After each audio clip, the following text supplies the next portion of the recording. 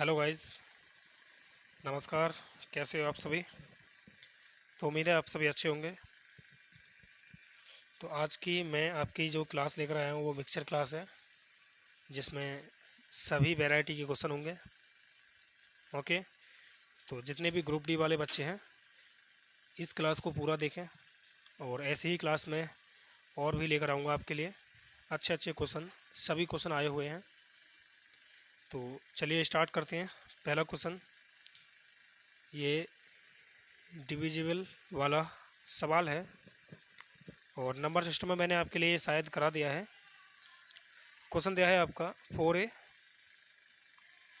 लिख देता हूँ मैं यहाँ पर 4A 6 8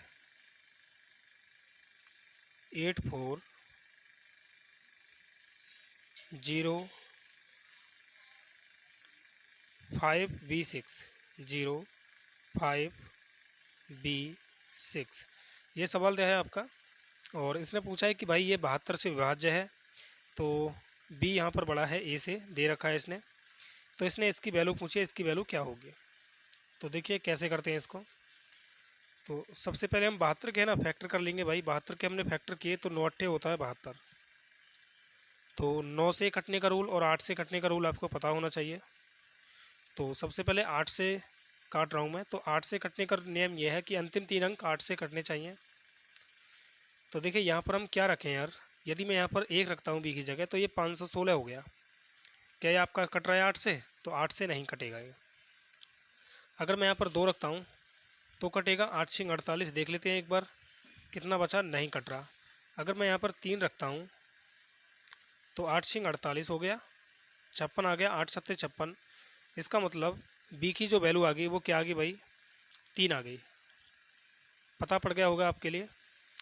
तो यहाँ पर जो बी की वैल्यू है वो क्या आ गई, 3 आ गई। अब देखिए 9 से विभाज्यता का नियम क्या कहता है। 9 से विभाज्यता का नियम ये कहता है कि संख्या के सभी अंकों का योग 9 से कटना चाहिए। तो देखिए ऐड कर लेंगे, ध्यान रखना सभी को। जहाँ पर भी 9 का पेयर बन रहा है उसे हम छोड़ देंगे, ठीक है। देखो अब 6 और 3 9, ये हमने छोड़ दिया। 5 और 4 9, ये छोड़ दिया। अब देखिए 6 और 4 10 हो गया, 10 में से 9 को निकाल देंगे, या फिर 10 में 8 ऐड कर दो, 18 हो गया, ठीक है। तो 18 हो गया, तो कितना बच गया यहाँ पर, 8 बच गया। तो ए की वैल्यू क्या रखें हम, 1 रख दें। 1 और 8 कितना हो गया, 9 हो गया। 9 से 9 कैंसिल हो जाएगा। तो ए की जो वैल्यू आ गई वो क्या आ गई, 9 आ गई, ठीक है। देखिए भाई थोड़ा सा सवाल मिस्टेक हो गया है, ठीक है। यहाँ पर देखो आप, सवाल में अगर मैं देखता हूँ तो यहाँ पर मिस्टेक हुआ है। यहाँ पर ये कितना है, यहाँ पर 80 हो रहा है ये, ठीक है। देखो ये कितना है, 68 84 80, 68 84 80, ओके। यानी कि मैं यहाँ पर, मुझे यहाँ पर एक 8 और रखना पड़ेगा। तो दोबारा से चेक करते हैं। 8 6 और 3 9 हो गया, 5 और 4 9 खत्म हो गया, 6 और 4 10 और 8 18 खत्म हो गया, 8 और 8 कितना हो गया, 16। 16 में कितना ऐड कर दें कि 9 से कट जाइए, 16 प्लस ए हो गया ना ये। तो यहाँ पर ए की वैल्यू यदि 2 रखता हूँ मैं तो ये 16 और 2 18 हो जाएगा, और 9 से पूरा पूरा कट जाएगा। यानी ए की वैल्यू क्या आ गई, यहाँ पर 2 आ गई, और बी की वैल्यू क्या आ गई, 3 आ गई।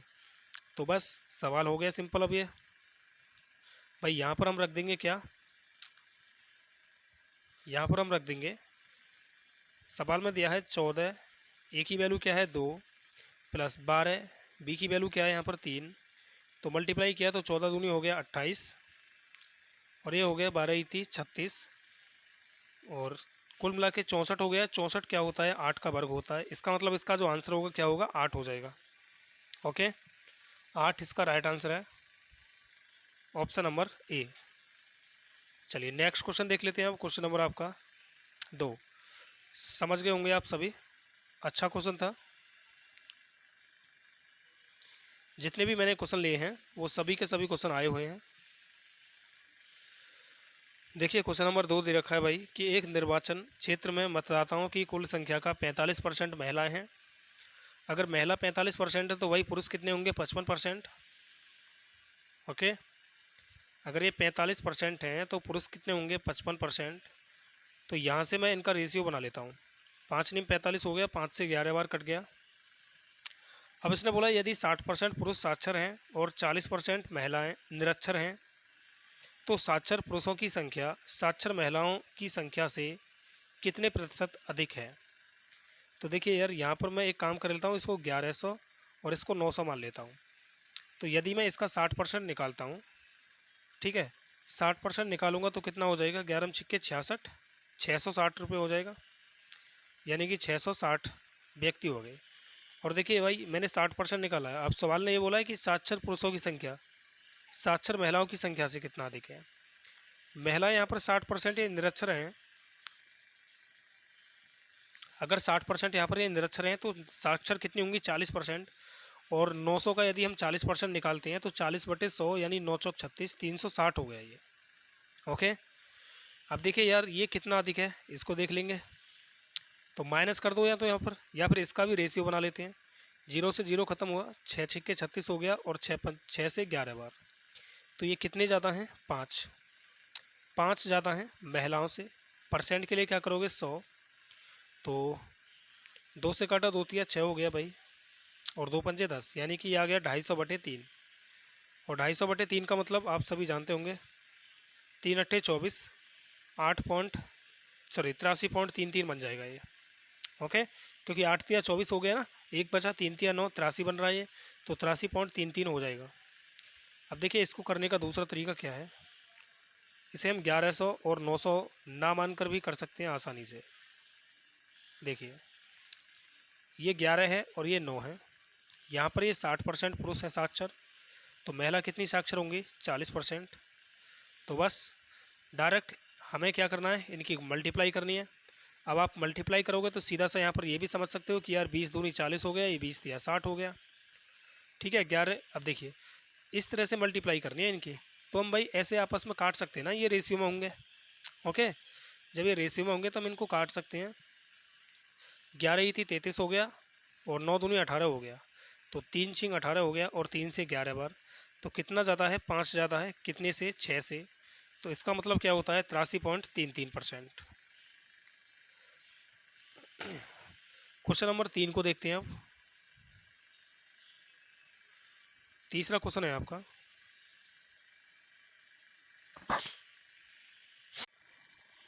ए एक वस्तु को 2700 रुपये में खरीदता है और इसे 33.33% के लाभ पर बी को बेच देता है।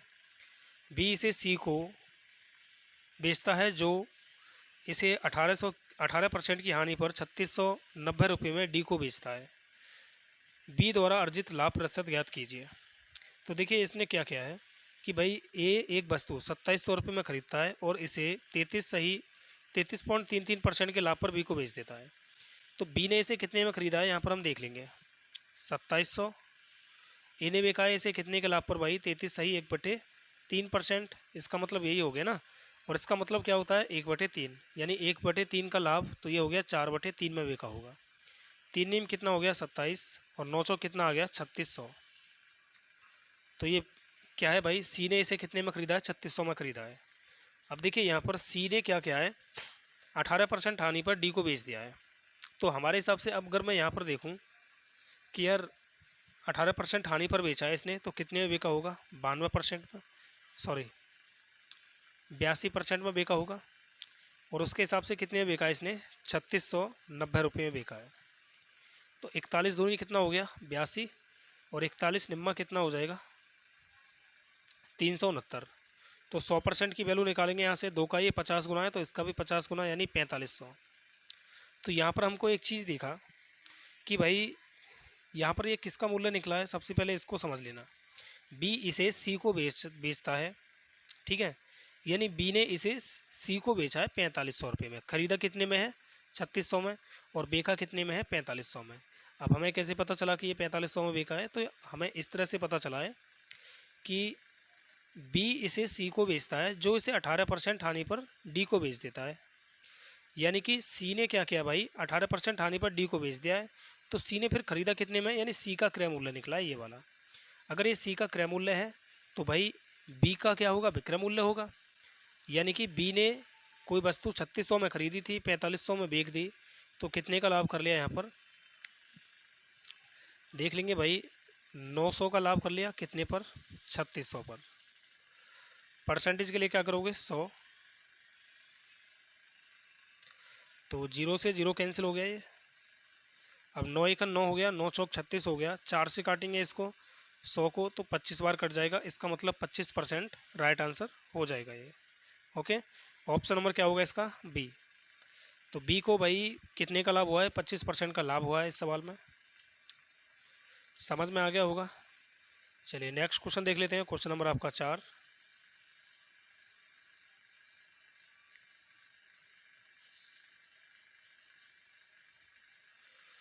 क्वेश्चन नंबर 4 दिया है, श्याम ने क्रमशः 20%, X% और 10% की 3 क्रमिक छूट देने के बाद एक वस्तु को 3960 रुपये में बेचा। श्याम का लाभ ज्ञात कीजिए यदि उसने अंकित मूल्य पिछले विक्रय मूल्य की तुलना में, ठीक है ना। देखिए यहाँ पर अब यदि उसने अंकित मूल्य पर केवल 2x + 6% की छूट दी थी, दिया गया यह दिया जाता है कि अंकित मूल्य कितना है, 6250 रुपये है। अब देखिए यार अंकित मूल्य कितना है, 6250 रुपये है, ठीक है। और इस पर भाई डिस्काउंट कितने का है, पहला 20% का, फिर दूसरा x का और फिर तीसरा 10% का है। तो मैं यहाँ से सिर्फ पहले इसको निकालूंगा, इसको यूज करूँगा, ठीक है ना भाई। 10% और 20% डिस्काउंट देने के बाद ये वस्तु कितने की बिकेगी, तो देखिए मैं यहीं पर करता हूँ इसको 6250 गुणा 20% डिस्काउंट हो गया तो 80% हो गया, और 80 का मतलब होता है 4/5। 10% डिस्काउंट यानी 9/10, और इसे बेचा है कितने में, 3960 रुपये में। देखिए यहाँ पर 0 से 0 को काट देंगे, और 9 चौक हो गया 36, 36 से काटा मैंने, 36 सेकंड 36 और 36 सेकंड 36। अब देखिए 5 से काटेंगे इसको तो 125 बार कटेगा, और 5 से भाई इसको काट रहा हूँ मैं 25 बार, और 5 से काट रहा हूँ इसको, 5 दूनी 10 और 5 दूनी 10। तो यहाँ पर देखो यार 25 रुपये की चीज़ 22 रुपये में बेच दी, तो 3 रुपये का और डिस्काउंट मिला है, कितने पर, 25 पर। परसेंट के लिए क्या करोगे 100, मतलब 25 चौक 100, तो ये हो गया 4%, 4 तिया 12, 12% का और डिस्काउंट है। और ये 12% का जो डिस्काउंट है ये किसका निकल कर आया है, एक्स का मान निकल कर आया है ये, ठीक है ना। एक्स का जो मान आ गया 12% आ गया। अब देखो इसने सवाल ने बोला क्या था, सवाल ने बोला था ये कि भाई यदि उसने अंकित मूल्य पर केवल इतने % डिस्काउंट दिया होता तो कितने में बेची होती है वस्तु। अब देखिए एक्स की जो वैल्यू आ गई 12 आ गई, इसने बोला है 2x + 6%, तो 12 रखेंगे यहाँ पर, तो 12 दूनी 24 और 6 कितना हो गया, 30% हो गया, ठीक है ना। 6250 रुपये पर 30% का डिस्काउंट देंगे तो 70% में बिकेंगे, यानी 7/10, तो 0 से 0 कैंसिल हुआ, 25 सत्ते कितना हो गया, 175, यानी ये हो जाएगा कितना आपका 4375, ठीक है ना। अब इसने बोला क्या यार, देखो यहाँ पर देख लेते हैं। सवाल ने ये बोला है कि भाई श्याम का लाभ ज्ञात कीजिए, तो भाई लाभ अगर मैं ज्ञात करता हूँ तो पहले ये 3960 रुपये में बेच रहा था, और अब ये बेच रहा है कितने में, 4375 रुपये में, ठीक है ना। तो पहले 3960 रुपये में बेचा था इसने, और अब ये बेच रहा है कितने में, 4375 में। तो कितने का लाभ हो गया यहाँ पर देख लेंगे, 415 रुपये का लाभ हो गया इसको, 415। ऑप्शन नंबर ए इसका राइट हो जाएगा। ओके, चलिए नेक्स्ट क्वेश्चन देख लेते हैं। अब भाई क्वेश्चन सभी की समझ में आ गया होगा।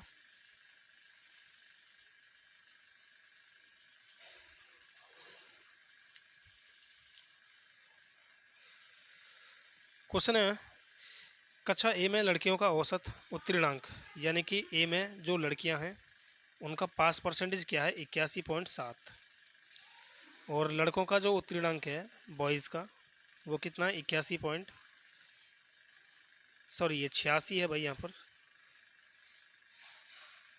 86.7%, और ये है 81.7%, ठीक है ना। कक्षा के सभी लड़के लड़कियों का उत्तीर्णांक कितना है, ये है 84%।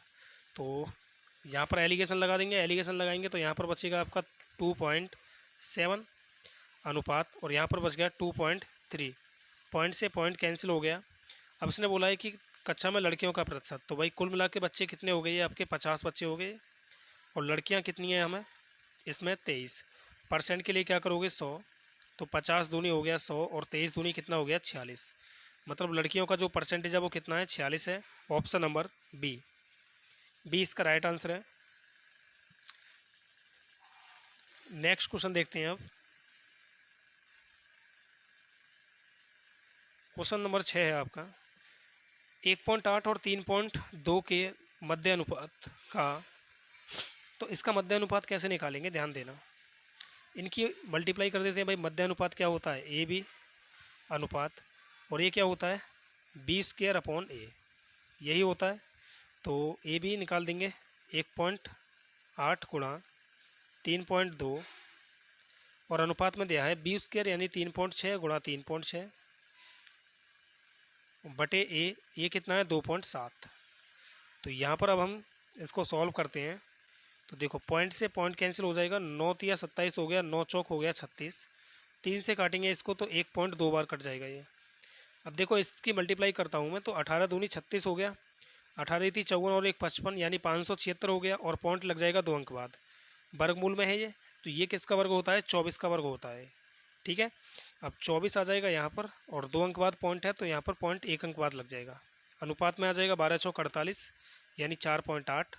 तो रेशियो क्या बन गया 1:2, 1:2 इसका राइट आंसर होगा ऑप्शन नंबर सी। तो मध्य अनुपात और ये तृतीय अनुपात ये आपको आना चाहिए निकालना। रेशियो की क्लास देख लेना, जिनकी समझ में नहीं आया है उसमें मैंने ये अच्छे से समझा दिया है, मध्य अनुपात और तृतीय अनुपात। अगला क्वेश्चन देखते हैं, क्वेश्चन नंबर आपका 7। ए द्वारा 352 किलोमीटर की दूरी तय करने में लिया गया समय बी द्वारा 324 किलोमीटर की दूरी तय करने में लिए गए समय से 1 घंटा अधिक है। यदि बी अपनी गति को दोगुना कर देता है तो वह संबंधित दूरियों को तय करने में 4 घंटे कम समय लेता है। देखिए बी का मतलब बी का टाइम कितना है, टाइम का रेशियो निकाल देता हूँ, स्पीड का सॉरी। तो यहाँ से अगर मैं बी का स्पीड निकालता हूँ तो स्पीड इसने डबल कर दिया यानी 1 से 2 कर दिया, तो इसका टाइम कितना हो जाएगा, टाइम हो जाएगा 2:1। हमारे हिसाब से कितने का गैप है 1 का, और उसके हिसाब से देखो ये 4 घंटे कम ले रहा है ए, तो बी 4 घंटे ज़्यादा ले रहा होगा। और यहाँ पर देखो 1 घंटे ज़्यादा ले रहा है ए, तो बी कितना ले रहा होगा 1 घंटा कम ले रहा होगा, और यहाँ पर 4 घंटे ज़्यादा ले रहा है, तो कितने घंटे का अंतर आ गया ये 5 घंटे का अंतर आ गया ये। ओके, यानी कि हमारे हिसाब से 5 घंटे का अंतर है। तो भाई 1 की वैल्यू 5 है तो 2 की वैल्यू क्या हो जाएगी 10 घंटे हो जाएगी, ठीक है 10 घंटे। अब देखो यहाँ पर ये बी का समय है, ठीक है ना, एक सेकंड रखो भाई। सवाल में इसने ये बोला है कि थोड़ा सा मिस्टेक हो रहा है यार, ये सवाल डिटेल में ही करना पड़ेगा हमको, ठीक है ना। या फिर आप ये देख सकते हो कि यहाँ पर ये ए का समय दिया है, यहाँ पर ये ए क्या कर रहा है 1 घंटा अधिक ले रहा है, और बी अपनी गति दुगनी कर देता है तो वह संबंधित दूरियों को तय करने में 4 घंटे कम लेता है। देखो यार यहाँ पर एक सेकंड रुको, सवाल क्या है, सवाल ये है कि भाई ए यहाँ पर 1 घंटा अधिक ले रहा है तो बी 1 घंटा कम ले रहा होगा, और बी यहाँ पर 4 घंटे कम ले रहा है, तो कितने का अंतर आ गया, ये 3 घंटे का अंतर आया यहाँ पर, ठीक है ना 3 घंटे का। ओके 3, तो 2 की वैल्यू 6 घंटे हो गई, ठीक 6 घंटे। तो अब मुझे ये बताइए कि भाई ए जो ले रहा है ना वो 1 घंटा ज़्यादा ले रहा है बी से, तो ए कितना घंटा ले रहा होगा 1 घंटा ज़्यादा यानी 7 घंटे। 7 घंटे में ए कितनी दूरी तय कर रहा है 252 किलोमीटर, 7 घंटे में 252 किलोमीटर दूरी तय कर रहा है वो। तो 1 घंटे में कितना कर क्या होगा 7 या 21 और 7 छिंग 42 यानी 36 किलोमीटर। अब इसने बोला है ए द्वारा 324 किलोमीटर की दूरी तय करने में कितना समय लिया है, तो भाई 324 किलोमीटर की दूरी, देखो 1 घंटे की वैल्यू 36 किलोमीटर है, तो 36 किलोमीटर की वैल्यू 1 घंटा होगी। उसी प्रकार यदि 36 किलोमीटर की वैल्यू या फिर 36 की वैल्यू 1 है तो भाई 324 की वैल्यू कितनी हो जाएगी, यहाँ पर देखेंगे 9 गुना बन रहा है ये, ठीक है ना। तो इसका भी 9 गुना कर दो तो कितने घंटे हो गए 9 घंटे हो गए ये, यानी 9 घंटा लेगा ये। Okay, option number B. Option B इसका राइट है। समझ में आ गया होगा। 7 घंटे में कितनी दूरी तय की है इसने, तो 7 घंटे में 252, तो 1 घंटे में कितनी की है, 36। तो भाई 1 घंटे में अगर 36 की है तो 36 किलोमीटर 1 घंटे में की है, ऐसे भी कह सकते हैं हम इसको। अगर 36 किलोमीटर 1 घंटे में की है तो 324 किलोमीटर कितने घंटे में की होगी, 9 घंटे में। ओके, समझ पाए क्या सभी? सिंपल क्वेश्चन था। नेक्स्ट क्वेश्चन देखिए, ए किसी कार्य का आधा काम 20 दिन में करता है। अगर ए आधा काम करता है 20 दिन में, तो पूरा काम करेगा 40 दिन में। और बी क्या कर रहा है भाई, 1/5 काम 5 भाग 10 दिन में कर रहा है, तो 1 भाग करेगा कितने में, 50 दिन में। ठीक है, एलसीएम कितना आ गया, ये आ गया आपका 200। तो 4 पंजे 20 हो गया, 5 बार कट रहा है, और 5 चौक 20। अब इसने बोला है ए ने कार्य शुरू किया और 8 दिनों के बाद कार्य छोड़ दिया। तो ए ने 8 दिन में भाई कितना काम किया होगा, 1 दिन में 5 यूनिट कर रहा है, तो 8 दिन में 40 यूनिट काम किया होगा। बी ने क्या किया है, 30 दिन तक कार्य किया है, तो 30 दिन में इसने कितना कर दिया होगा, 3 चौक 12 यानी 120 यूनिट। कुल मिला के काम कितना हो गया, 160 यूनिट हो गया। तो बचा काम कितना, 40 यूनिट। और ये 40 यूनिट काम सी ने किया है 8 दिन में, तो 1 दिन में कितना किया होगा इसने, 5 यूनिट। सवाल ने ये बोला है कि भाई सी के लिए संपूर्ण कार्य का दुगना पूरा करने के लिए आवश्यक दिनों की संख्या कितनी होगी। देखो यहाँ पर काम कितना है, 200 है, तो 200 का डबल यानी 400 यूनिट काम करवाना है सी पर। तो कितने दिन में करेगा, 1 दिन में 5 यूनिट कर रहा है, तो 400 यूनिट काम कितने में करेगा, ये 80 दिन में कर देगा। 5 40 हो गया ना, 80 दिन। ऑप्शन नंबर सी, सी इसका राइट आंसर होगा। ओके, नवा क्वेश्चन देखते हैं आप।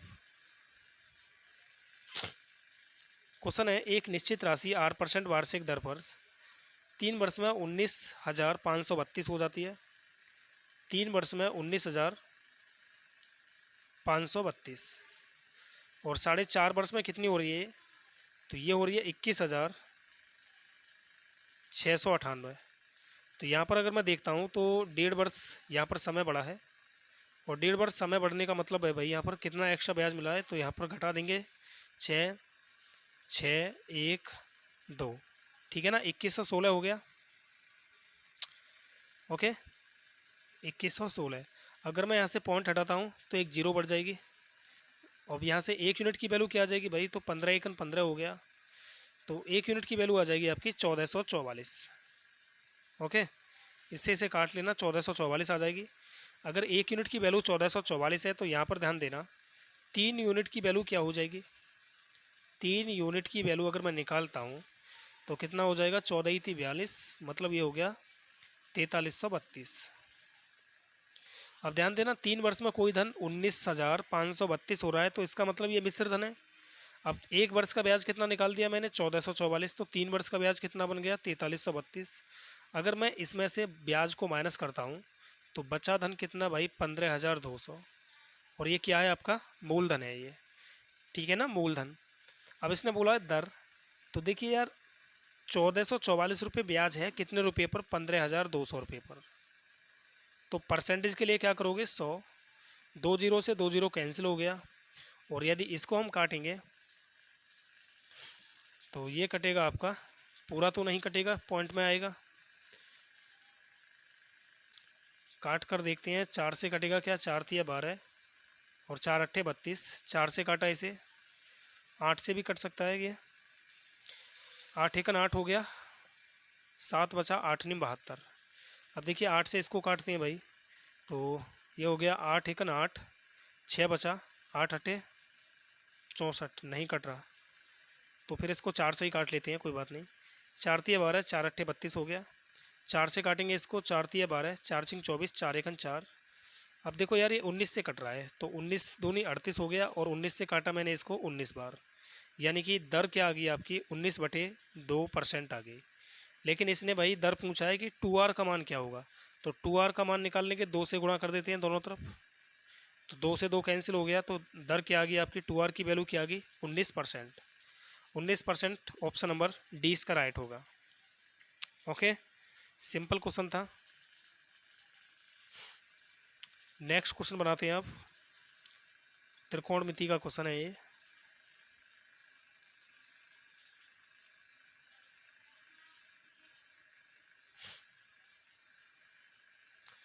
देखिए क्वेश्चन दिया है कि साइन की पावर 4 प्लस 1 इक्वल दिया है इसने कॉस की पावर 4।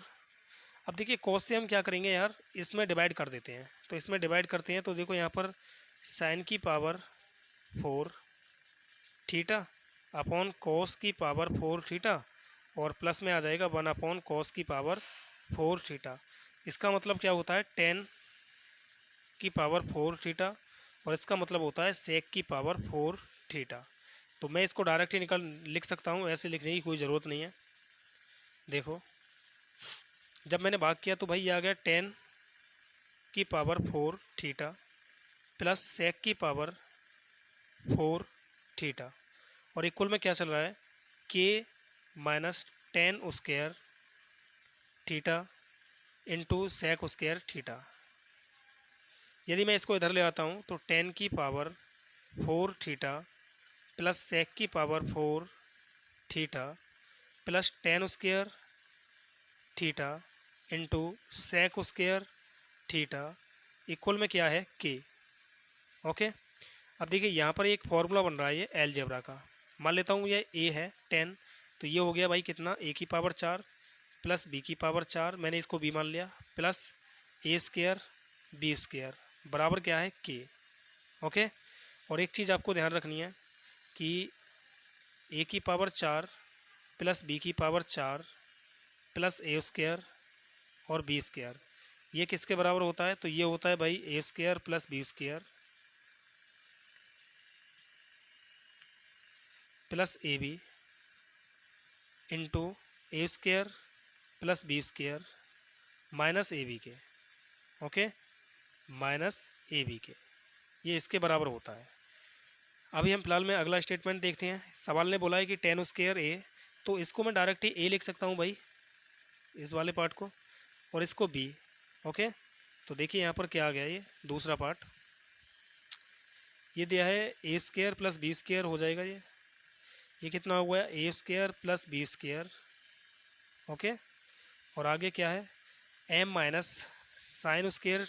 अब देखिए ये वाली जो चीज़ है, क्या मैं इसको ऐसे लिख सकता हूँ भाई, साइन स्क्वायर से साइन कैंसिल हो गया, ठीक है ना। अब यहाँ पर cos 3 है ये, तो cos 3 को मैं एक cos तो इसके पास दे देता हूँ, इसके बटे में, तो ये हो जाएगा sine theta upon cos theta और इनटू में cos थीटा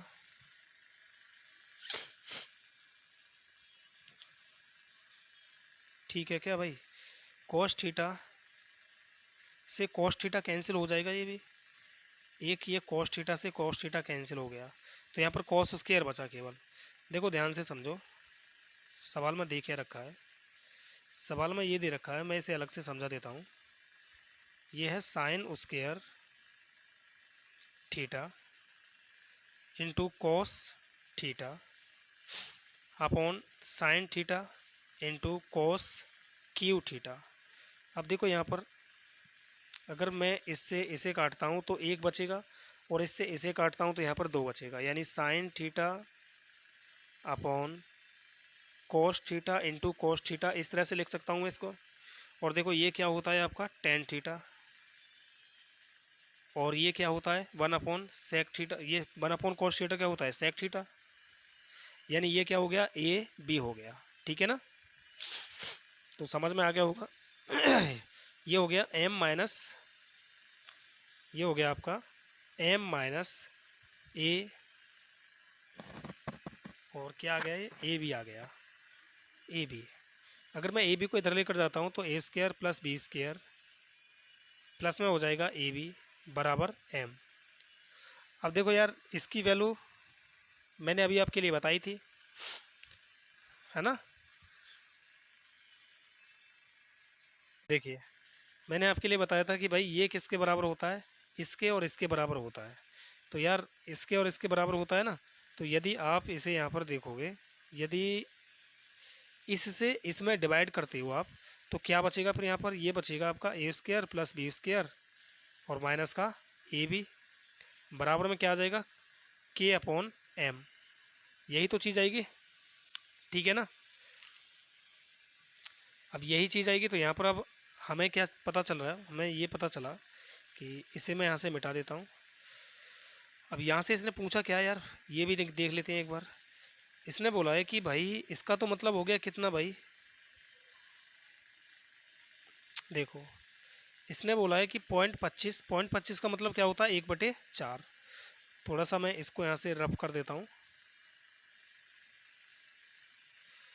सवाल ने ये पूछा है कि भाई 0.25 साइन थीटा मतलब 1/4 साइन, तो ये कितना होगा भाई साइन थीटा। तो क्या होता है यार, एक बार मैं इसे ऐसे लिख देता हूँ, तो सेक थीटा और बटे में कॉस थीटा, क्या लिख सकता हूँ इसको मैं इस तरह से। अब यार मैं इसको और इसको देखता हूँ, तो ये होगा आपका क्या 1/4 tan theta into sec theta, ठीक है। अब ये क्या है आपका ए और बी, यानी कि हमें चाहिए 1/4 AB, ये वाली चीज़ चाहिए। तो यहाँ से अगर हम इसे और इसे यूज करके निकालते हैं ए बी, तो ए बी का मान कैसे निकालते हैं, घटाकर आधा कर देते हैं, ध्यान रखना। माइनस माइनस ये प्लस होगा, ये माइनस हो जाएगा, तो इससे ये चीज़ कैंसिल होगी। यहाँ पर बचा 2a और ये बच गया m माइनस k/m, ठीक है ना। अब देखिए यहाँ पर इसने बोला है क्या भाई कि हमें बटे में 4 चाहिए, तो क्या मैं इसमें 8 से भाग कर दूँ, 8 से यहाँ पर भाग कर दूँ और 8 से यहाँ पर भाग कर दूँ, तो ये बन गया आपका 1/4 AB इक्वल में आ गया आपका 1/8 और ये हो गया m² माइनस k/m। ओके, तो देख लेते हैं कौन सा आंसर है। तो आंसर है आपका ऑप्शन नंबर बी। दिख रहा होगा आपके लिए। क्वेश्चन थोड़ा सा भाई अच्छा था, अच्छा क्वेश्चन था, ठीक है। तो उम्मीद है सभी समझ पाए होंगे। तो चलिए आज की क्लास में इतने ही क्वेश्चन रहने देते हैं। क्वेश्चन समझ में नहीं आया है तो एक बार दोबारा से रिपीट कर देंगे, सॉरी क्लास को एक बार दोबारा से देख लेंगे, क्वेश्चन को दोबारा से समझ लेंगे, ठीक है। अलजेब्रा का फॉर्मूला इसमें यूज हुआ है, अच्छा क्वेश्चन था। तो चलिए नेक्स्ट क्लास में मिलते हैं। ऐसे ही क्वेश्चन मैं रेगुलर लेकर आता रहूँगा आपके लिए। क्लास अच्छी लगे तो लाइक करना और शेयर करना ना भूलें।